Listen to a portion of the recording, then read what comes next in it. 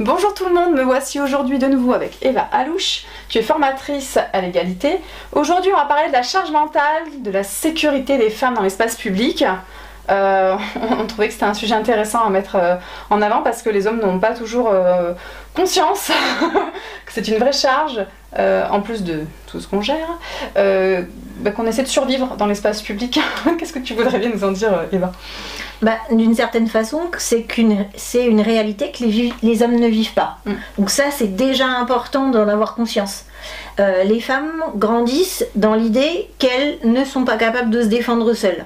Et donc, ça va avoir un impact sur elles, sur leur quotidien, et en grandissant, sur leur investissement dans l'espace public potentiel, mais dans tous les espaces qu'elles fréquenteraient où il y aurait du public. D'une certaine façon, elles vont devoir, en tout cas,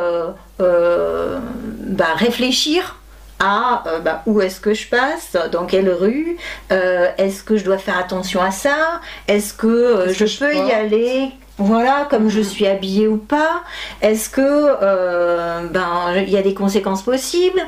Enfin, d'une certaine façon, ça fait partie de la vie des femmes. C'est présent. J'en parle avec les jeunes filles et moi j'ai 39 ans. C'est quelque chose que j'ai en permanence en tête. S'il y a un groupe d'hommes, je vais plutôt changer de trottoir. Les clés dans la main le soir si je rentre pour pas traîner. Et puis si j'ai besoin de griffer, d'éborgner mon agresseur.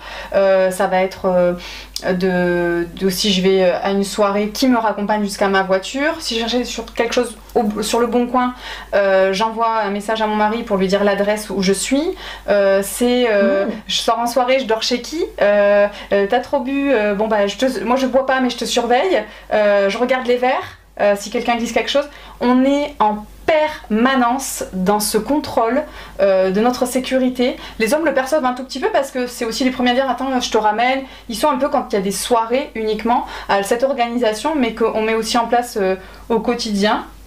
Parce que dans la rue, on sait que les agressions se font de jour, on sait qu'il y a même des viols qui se font devant du monde, enfin, il y a des choses ignobles qui se passent. Donc on a aussi cette terreur, cette peur du viol, du meurtre, du kidnapping, enfin voilà, tout ce qui peut exister d'affreux, et qui est inculqué de génération en génération. On fait attention à ce que les filles ne subissent rien, en les gardant un peu à la maison, même s'il y a des agresseurs aussi à la maison. Les garçons peuvent sortir, peuvent aussi aller agresser, puisqu'ils sont très peu aussi formés au fait de ne pas agresser. Donc on est sur une ambivalence de liberté, contenance, et les femmes survivent au final.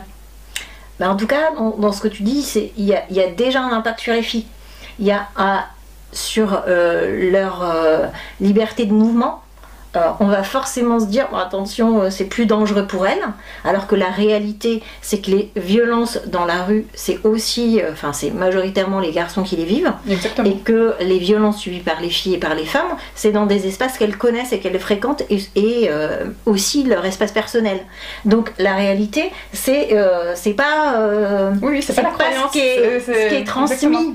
Et donc on va potentiellement équiper les garçons et les légitimer dans l'utilisation de la violence, là où on n'équipe pas les filles pour se défendre face à la violence. Et c'est ça aussi qui est à transformer. Exactement. Dans notre réalité d'aujourd'hui. Accompagner les garçons sur les notions de consentement, sur prendre en compte l'autre, et dans le rapport à l'autre, ces notions de respect, de lutte contre les discriminations. Mais dans l'éducation des filles, c'est aussi les outiller pour se défendre et qu'elles puissent s'autoriser à le faire. Parce qu'il y a tout ce travail-là de déconstruction. Oui. C'est s'autoriser à se défendre, c'est pas légitimer la violence des filles.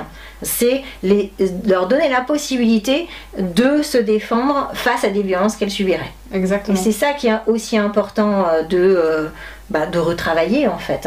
Oui, parce que depuis toute petite, j'entends que les filles sont moins fortes, et ça me fait sourire parce que j'ai une amie qui est moins épaisse que moi, et elle s'est fait agresser par 3 messieurs qui voulaient lui prendre son sac à main. Elle en a laté 2.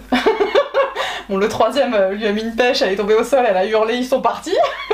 Elle n'a rien eu de plus, mais elle a eu la peur de sa vie bien évidemment, et elle a quand même géré 3 mecs quoi. Donc les bons endroits, le bon équipement, il y a plein de choses comme ça qui permettent aux filles et aux femmes de se sentir aussi légitimes et puis de reprendre une certaine force parce qu'il y a des points clés comme tu l'as dit où en 2 secondes il n'y a plus personne, donc je pense que c'est important de se le dire et puis qu'il y a évidemment des étapes avant d'arriver à la violence.